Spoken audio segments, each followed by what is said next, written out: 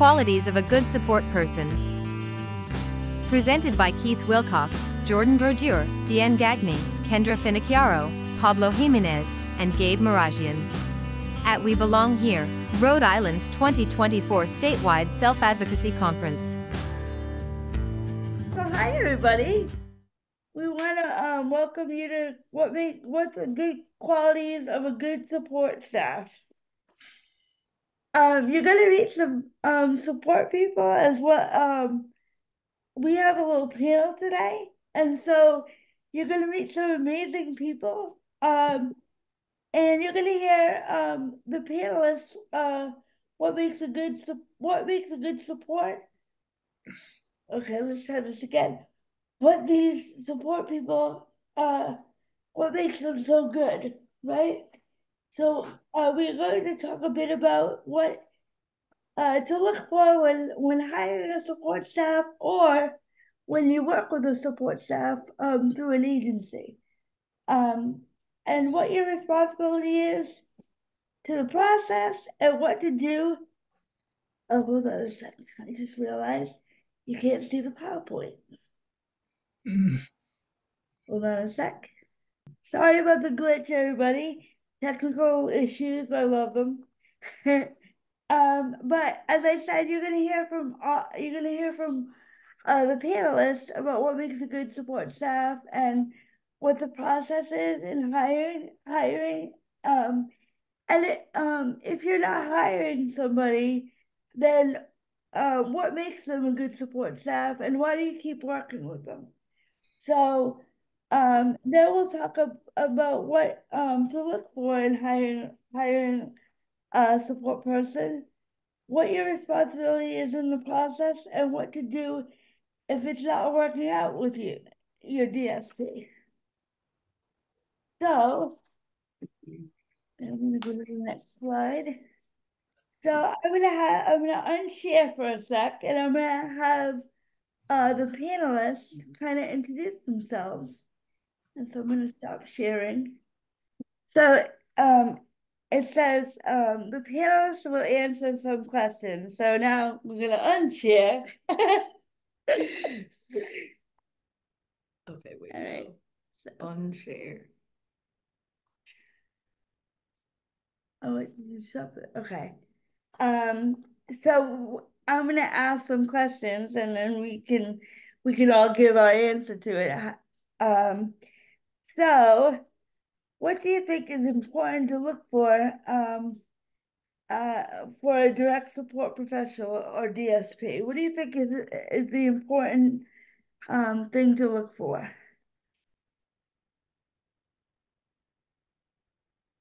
If I can, I'll start. I think that patience when learning about the person you're supporting is a big thing for me. I've seen a lot of people, think that they can come into somebody else's life and know exactly what they need, and that's not always the case. And you need to remember that you're just there to help somebody achieve and accomplish what they're looking for in life. So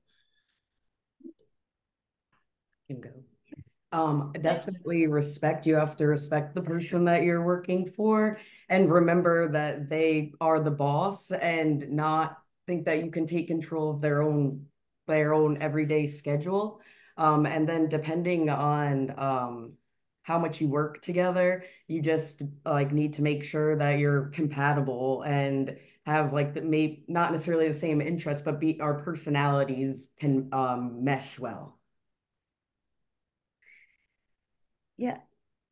I have more. Oh, you did. I'm also compassion. I feel like you have to be a compassionate person, and because if not, it's just not gonna go well. That's true. That's true, right? Because I have a girl. I had no the people to take me out, and nothing for 5 years. I think. Yeah. And then I met somebody, and she don't like nothing. She don't go, because I go to the barn for the Special Olympics. Yep. and then she don't want to stay there because there's a lot of noise. So And that then, huh? that is interesting, right? Because that's where you want to be. Yeah, that's Yeah. an issue because she's on the clock and she's here to assist you to do what you want to do. Yeah. So she And is then not that, a good support person. and then I go to the shop and she said, cheapest, you got a lot of stuff. Yeah. It's my business, right? Not. It is your business, yeah. Yep. But if she's teasing you like in a good way, that's okay, but not if she's like if she means it. You know what I mean? And I think that goes back into kind of knowing if you guys are compatible, right? Like knowing if it's a playful hearted conversation or if it's somebody kind of coming from not a great position when they say something like that. Yeah, that's Yeah. what I mean. Yeah. So, and we're gonna talk a little bit about as we go along about what you can do if it just doesn't work out, right? Because we all know it doesn't always work out. So we're gonna talk a little bit about what that looks like a little later on. I saw, Gabe, that you had your hand up. Yes. My answer to that would be, are they caring? Do they have a heart? And understand your, like, say my disability, without not doing it or not, doing what the disability needs are. What you want, right? Right, You need what you need, right? right. I see. Carrie. Yeah,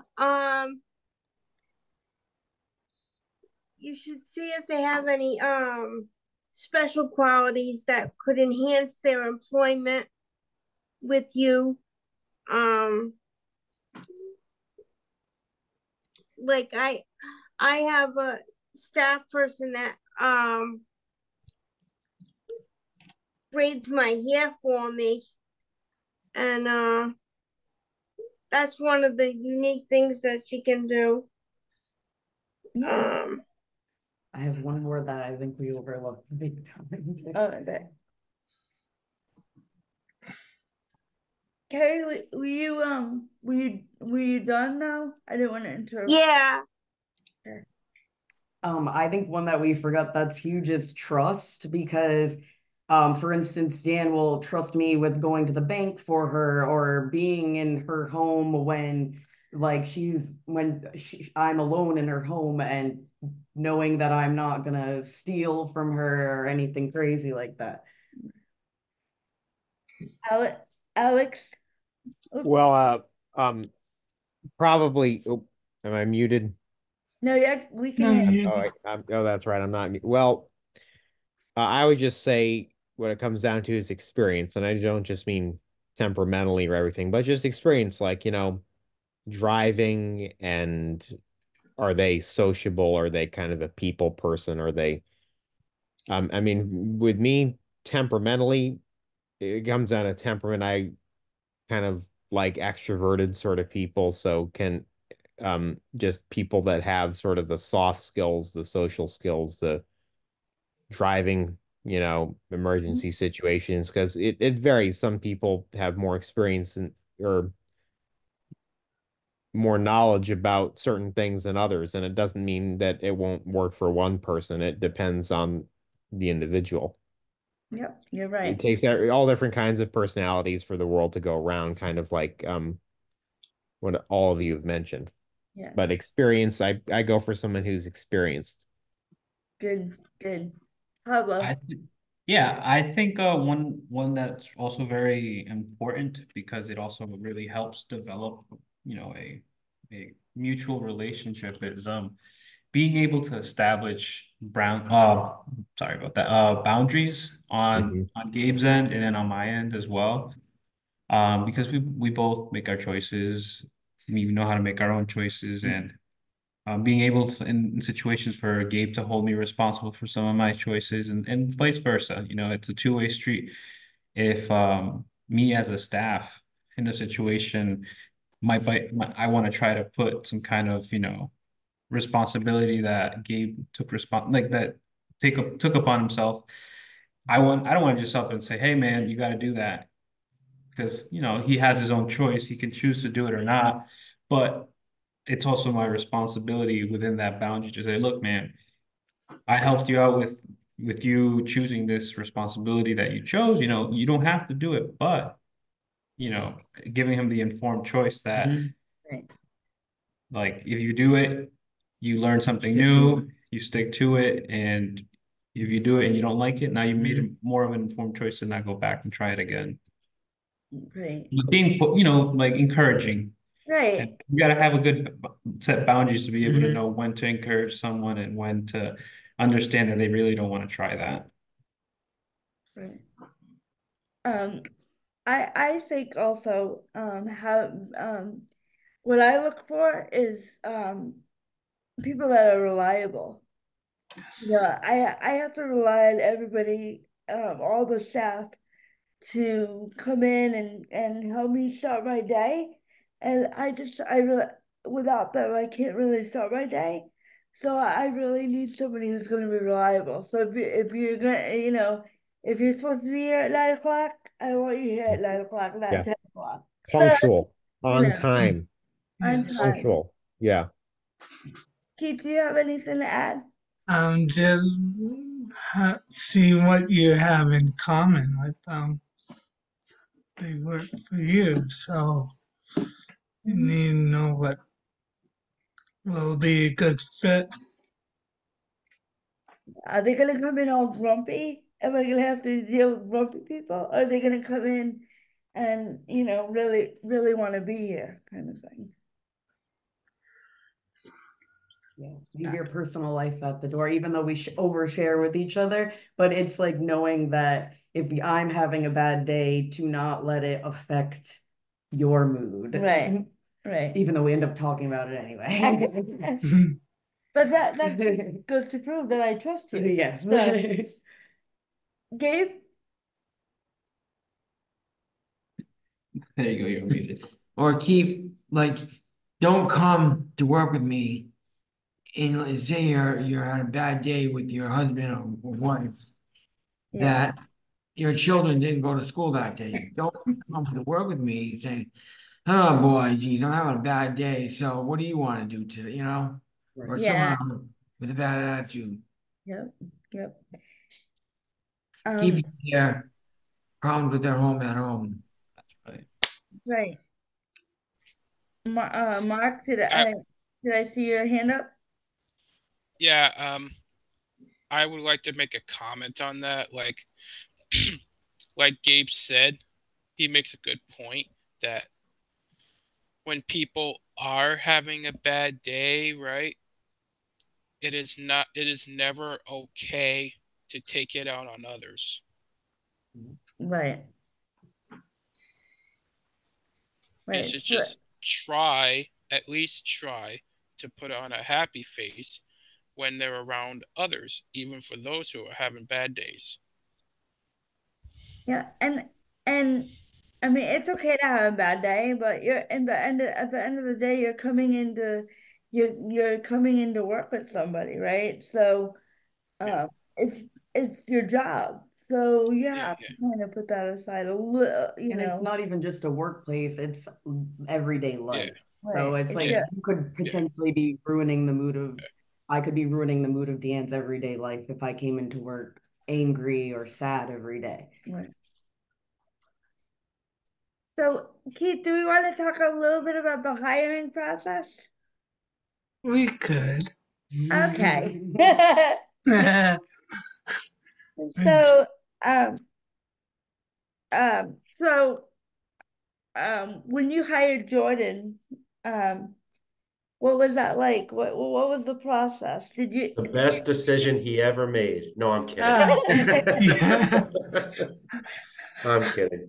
No, I'm sure he thinks that. Yes. So Keith, if you don't mind me starting at least. Yeah, you can. So I met Keith at his home briefly for probably about a half hour, and we had a small discussion about what Keith was looking for in his life for a staff member, and we quickly found out we had a lot of things in common. And I think after that, it was pretty easy to make the decision that we would get along pretty well. So So He's a good guy. Thanks, Sue. who's a good guy? Keith or Jordan Keith. or both? Yep. What was that like for you, Keith?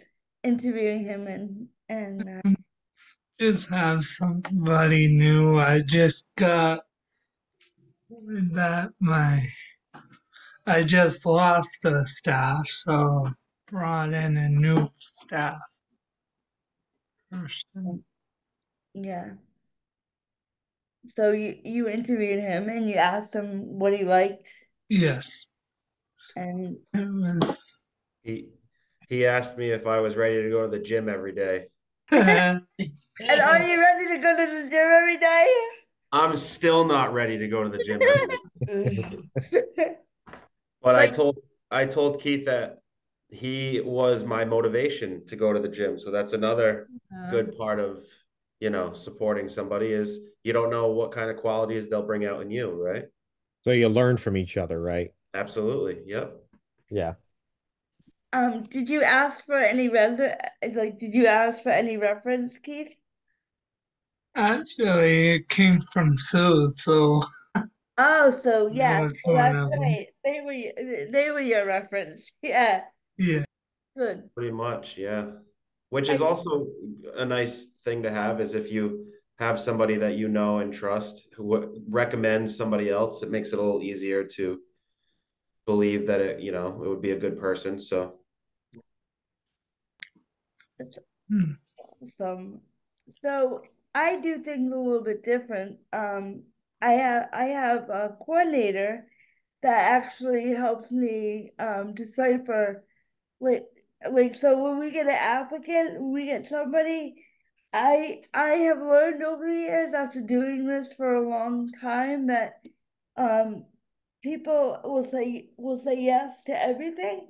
And then when I used to meet them, I used to find out that they in fact did not read the ad and wasn't willing to do some of the things that I needed them to do. So I hired a coordinator to kind of be the buffer between the staff that I could potentially hire and myself. So my coordinator asks all kinds of questions, and then if it seems like it would be a good fit, then I meet them. But we actually did an interview at Starbucks because I don't necessarily invite people into my home right away because I just don't know, and then I don't want them to know where I live. Right. So that is just a safety tip because you don't know. So and then I interview them there, and then if it works out, then we do another interview in my home. Yep, and then we do a week of just basic training, and then 2 is the more private things that you Right. don't have anybody off the street helping you with. Right. So I have to have a lot of personal care, so I don't just so I have 2 weeks of training. The first week, people see me, don't get to see the full me, as I like to say. And then the second week is when they're more hands-on. So it's really a process gradual that process, yeah. so you're not getting somebody that you don't want in here. So, but I do ask for references and I do ask for a resume and all that stuff. So it's a little bit more formal. I like all that. That Yeah, you I have think the 2 weeks of training. I think that's a good way to do it because if you can figure out within the first week if it's a good fit or not, and you haven't really said too much about your life, so that's a good way to do it. Right. Right. You're not exposing too much of your life to somebody that may not be around for a while. Right. Scott.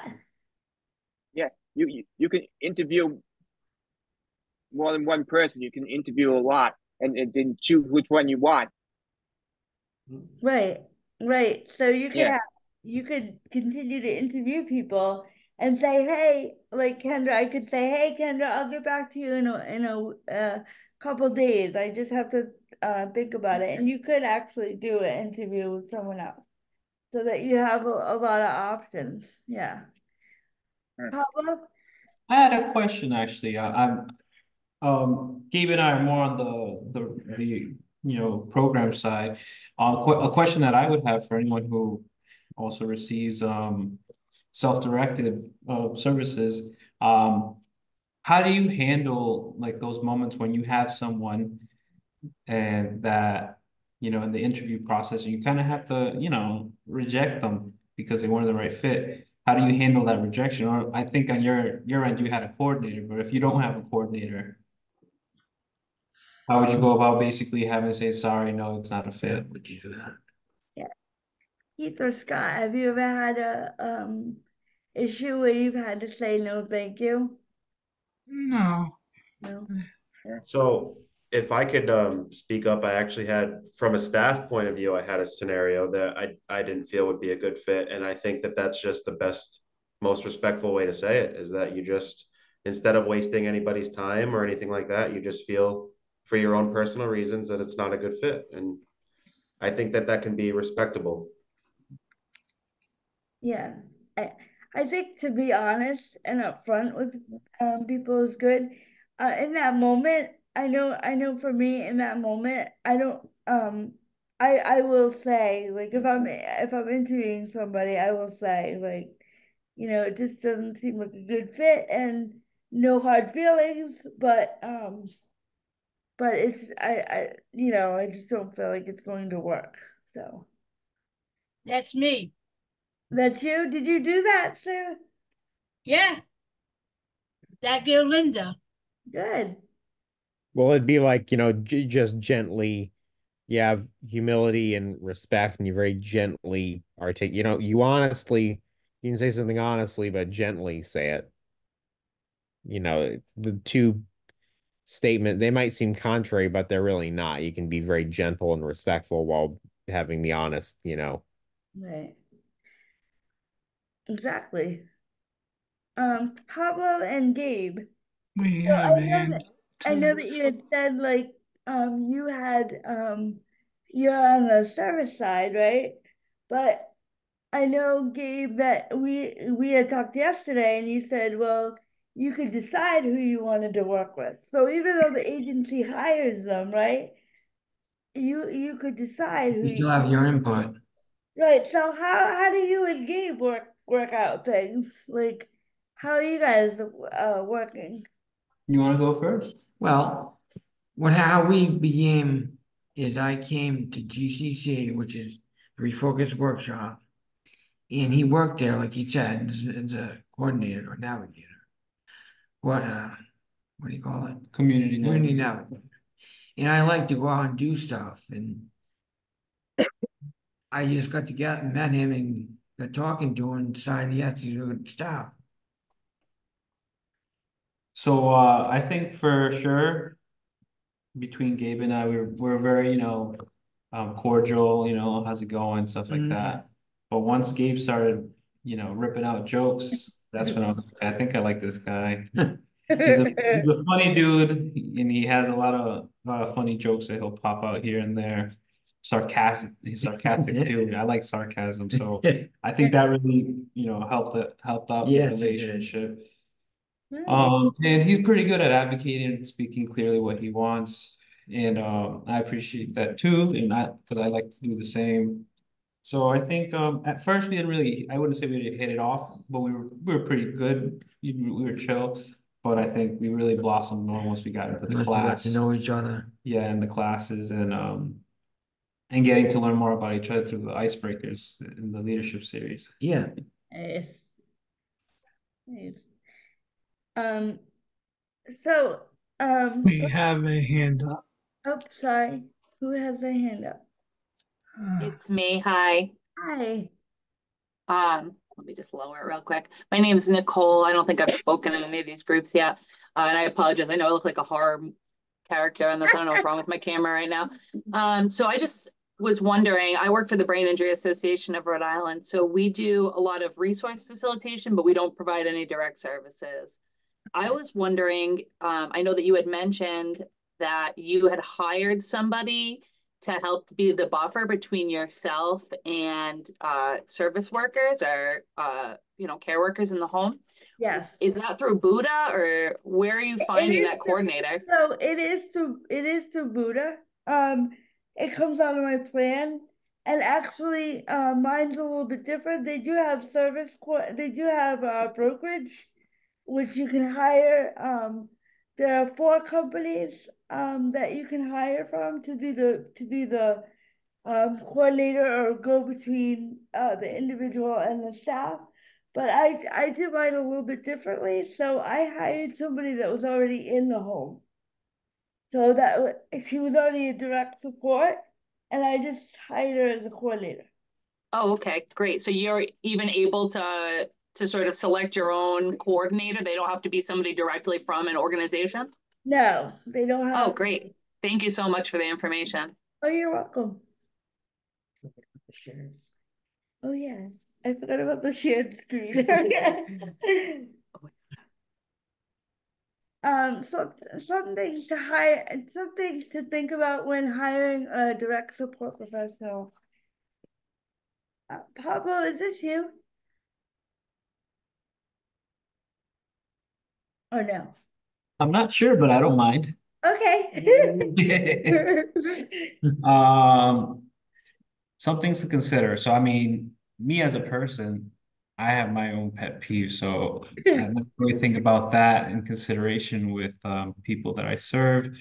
Um, and I think from the direct support side, of course, certain things like if you're a smoker, and unless you're prepared to like stop smoking within a week, that's a little tougher to be compatible with someone who really doesn't like smell or whatever comes with smoking cigarettes or anything like that.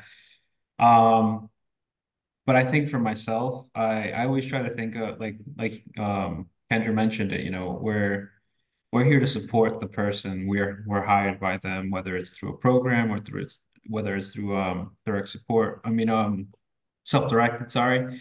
You leave your things behind and you kind of try to be more empathic and try to reflect more of what the person's needs are. If they don't like to swear, don't swear. If they don't like to listen to loud music, it's your car, but you're on their time, accommodate to what the volume they prefer, and stuff like that. What about you, Gabe? I think, like, if I'm looking for a staff or even have one that's with me, and like with the loud music, I don't like loud music, and I get in their car and stuff, and they know that, and they turn the radio up loud and start swearing and driving funny, I'll say something to them again. If that still doesn't, then I might have to go to the next step. What would that be? That would be talking to their supervisor. Your coordinator? Yeah. About maybe they should stop working with me. And I think that no matter where you are, that's always an option to be able to communicate. I think that's the most useful thing that anyone can use is communication to express, oh, I don't like these things. And if the person's willing to like, change them or accommodate, which is, I guess the best word to use there, it might still work out, but like it was mentioned earlier, if someone's unwilling to not listen to loud music or be social, go out in the community because that's what you want to do, then that's those are things that I would definitely consider about questioning. I think that when you think about it, it's already some of the stuff that we mentioned. You want a person that has a reliable car and has a reliable driver's license. Do you want a man or a woman? I prefer to work with women, but I know people that can do both. You know, I think it's about thinking about what you want in a DSP, like what we were talking about earlier. Things to know. Yeah. There are some things that maybe you don't know when you self-direct and hire your own direct support staff. The next few slides will go over a few of those things. You're the boss. You can, hold on. So you, wait a minute.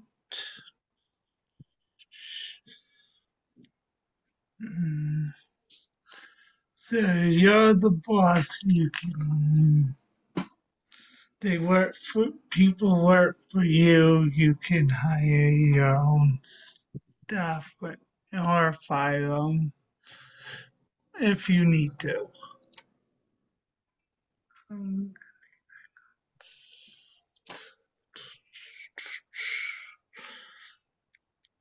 um,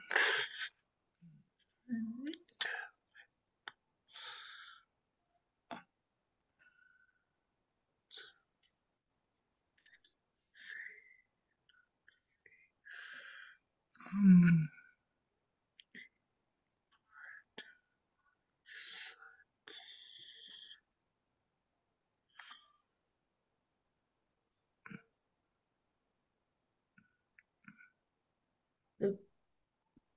You can fire them if you want to. You're the boss, right? yes. But either way, it's your life, right? Yeah, it is your life. And you can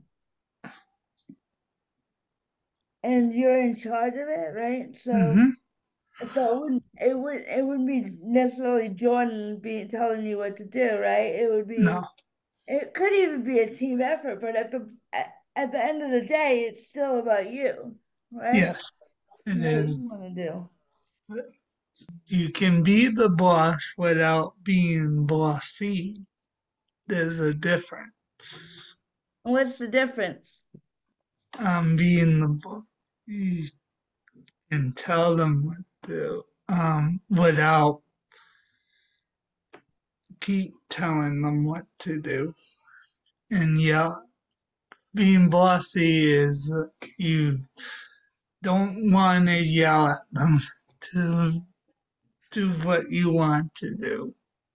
Right. Just talk to them. So yeah, so there's a big difference, right? Being a boss is a responsibility. Being bossy is just telling people what to do all the time, and not in a nice way. Yeah, because I had experience with where he was going off the wall and he was doing other stuff, not helping me. So I had to get rid of that person. Yeah. And so was that hard to do? Yeah, it was hard because he wanted to do other stuff instead, not the stuff I wanted to do. Right. Right. Yeah. I think this is Gabe. I'm gonna help Gabe out a little bit. We were trying to practice him with his reading machine, but it was giving us some difficulties yesterday. Don't you just love technology? All right. So, you okay if I read it out loud and you give your input? Okay. So it's okay to fire someone if it's not working out. And in the image, we have a lady saying goodbye to a guy as he walks away in the sunset, regretting that he lost his job. Um,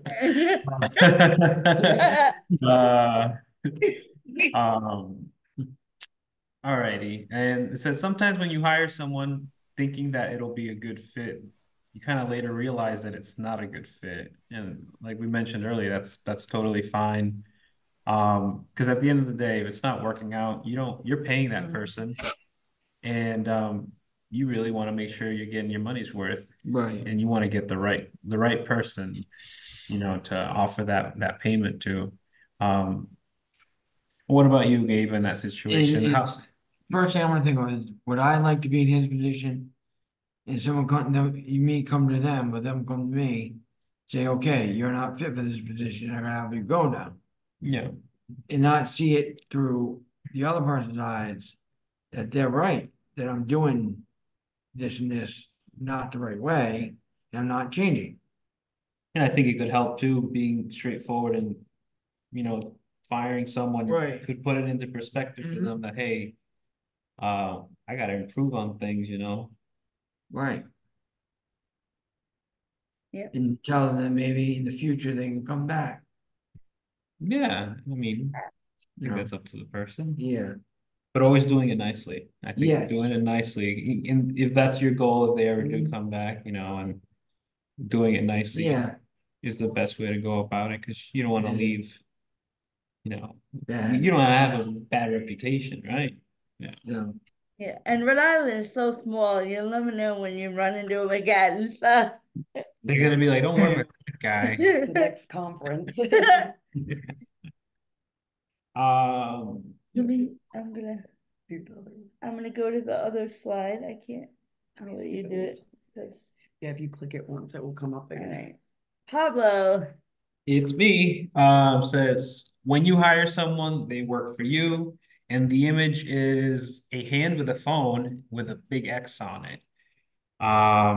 So when someone's working for you and you're the boss, you can set the ground rules that are important to you. And I think when it comes down to any type of DSP work, unless you're using your phone for the purpose of an emergency or because the person you serve yeah, is asking you for some assistance and that they might not be able to do themselves, I would find that as a reasonable moment to use your phone. But a lot of times phones are distracting, you know, like anyone could use the excuse because I have kids and I have a wife, you know, like, oh, you know, I got to talk to my wife and make sure my kids are good. But that's why as a staff, it's your duty to put things in place to make sure that family life is well maintained and handled while you're working, because you want to give your full attention. You know, God forbid to use this as such a critical example, but if you're on your phone and the person that you're serving happens to be in a situation where they can't speak, you know, a choking situation, and you're stuck on your phone and you're not looking at them, those are crucial moments where you could be responding in that emergency situation. So I think phones are great when they're implicated in the right situations and scenarios, but for the most part, I would recommend phones not being something you're accustomed to using. and Yeah, definitely don't use it as a toy either, which is what a lot of people do. I think also, and this is just my opinion, I also think that no other job, if you were in another job, you wouldn't have access to that phone as Yeah. much as you do, Right. as much as you do as a DSP, because you're usually coming into someone's home. So you wouldn't normally have access to your phone if you were just doing a 9 to 5, you know, where you're not working directly with people, but you know, you're in an office or whatever setting. So Yeah, there's another one. You don't want the person driving with a cell phone either. you don't want them to use it. Looking at it. Unless they're using the GPS, then you know. Pull over. Yeah, they just put it down and you can look at it later when you're done with work. Right. This is Gabe again. All right, I'm gonna read it out loud and Gabe will give his input. Okay. Yeah.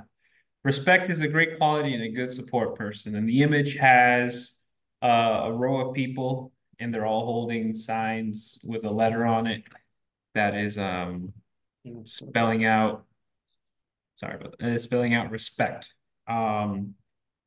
So in the end, when you're looking for a good support person, choose someone who will treat you with the respect that you deserve. And of course, you know, when it comes to respect, you got to give respect back when it's Right. given to you. Good. With mutual respect for each other, you'll be off to a pretty good start with the direct support staff. And even in the situation where you, like for me, where I work in a kind of like a group environment, a day program, you got to respect everyone you're working with or who you're not working with that's around, you know, because it's contagious. So if everyone starts being more respectful when you respect them. What about you? What's your input on respect? Well, respect, like you said, it goes both ways. Thanks for joining us at today's session. Visit our conference website to download the slides for this presentation and view other workshop recordings at www.advocatesinaction.org/2024SACONF. Produced by Advocates in Action Rhode Island, 2024. Remember, nothing about us without us.